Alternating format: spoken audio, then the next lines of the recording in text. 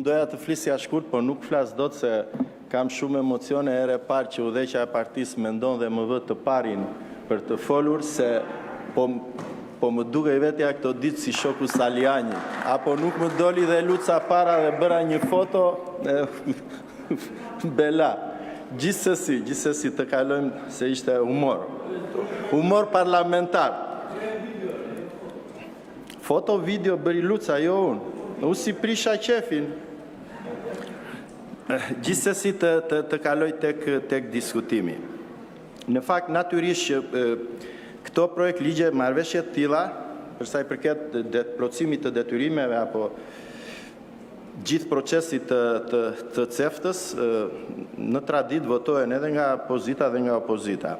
Dhe ky është një vendim i Komitetit të Përbashkët i marrëveshjes së tregtisë të lirë të Evropës qendrore, në cilat ne si vend antar plotësojmë detyrimet tona, pjesë atyre detyrimeve të mëdha për integrimin në BE.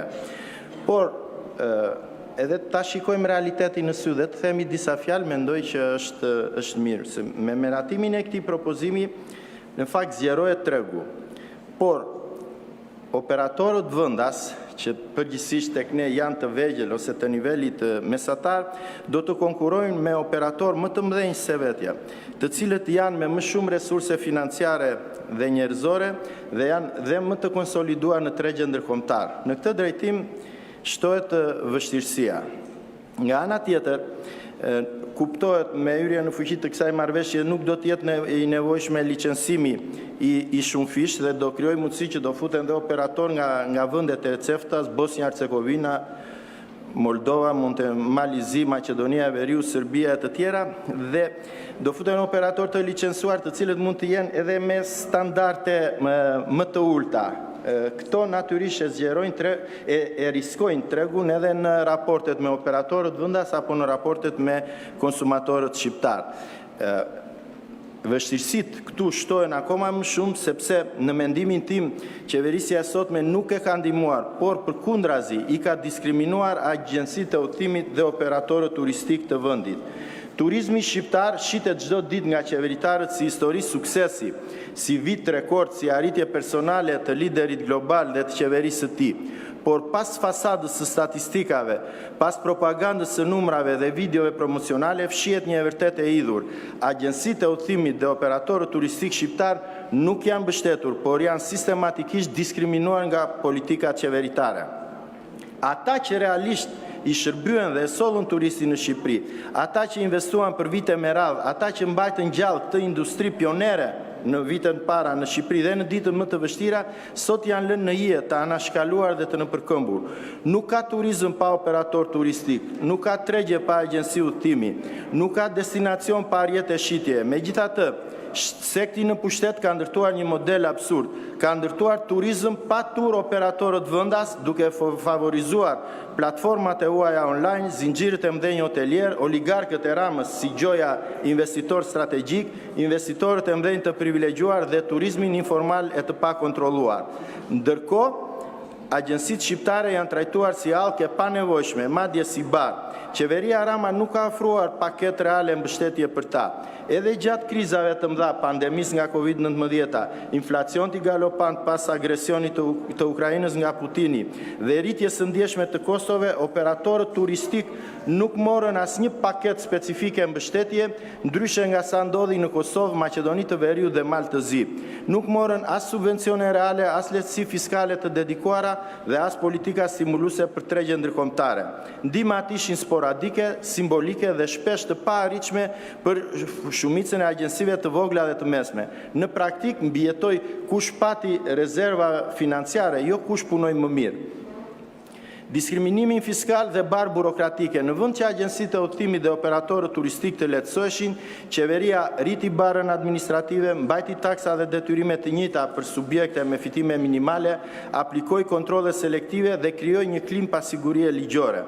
Agjencitë e udhëtimit u lanë të përballen vetëm me formalitetet, licencat, sigurimet dhe penalitetet, ndërsa informaliteti lulëzoi para syve të qeverisë dhe gjitha institucioneve shtetërore. Turizmi nuk ndërtohet me slogane, por me struktura, dhe pikërisht këto struktura, agjensitë e udhëtimit dhe operatorët që sjellin e menaxhojnë dhe shpërndajnë turizmin janë braktisur.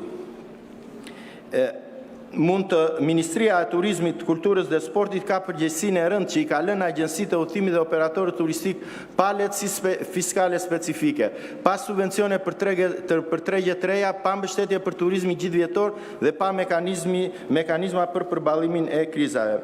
Një çështje tjetër kam dhe këtë aspektin e trajtimit favorizimit të mëdhenjve dhe shtypja të vegjëlve, po natyrisht e ndjej detyrim si deputet i Vlorës të them edhe dy fjalë për situatën e krijuar në Vlorë.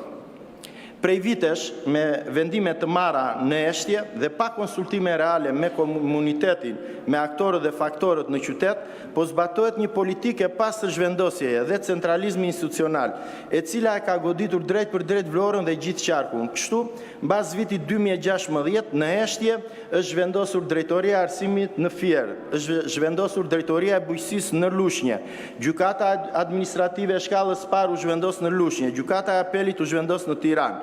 Këto vendime natyrisht u justifikuan me efikasitet administrativ, por që në realitet kanë sjellë largime shërbimesh, kosto më të largta për qytetarët, dobësim të qëllimshëm të qyteteve jashtë kryeqytetit, pa në një kënd më të gjerë, jo vetëm thjesht për Vlorën.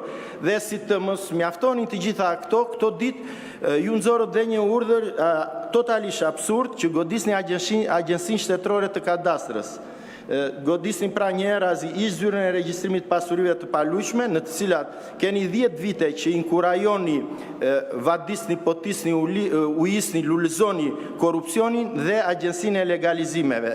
Dhe kjo transferim nga Vlora në Tiranë është bërë me qëllime të këqija dhe vetëm të këqija për të stimuluar oligarkët. Praktikisht, këto janë dy institucione të tjera që i hiqen Vlorës, Selenicës dhe Imarën, duke e lënë qytetarin edhe më larg shtetit. Kjo nuk është reform. Kjo, dhe këtu po citoj një shprehje të kryetarit të këshilltarëve opozitar, të juristit Atir Doxha, ky është një spastrim institucional i Vlorës. Vlora nuk mund dhe nuk duhet të trajtohet si periferi.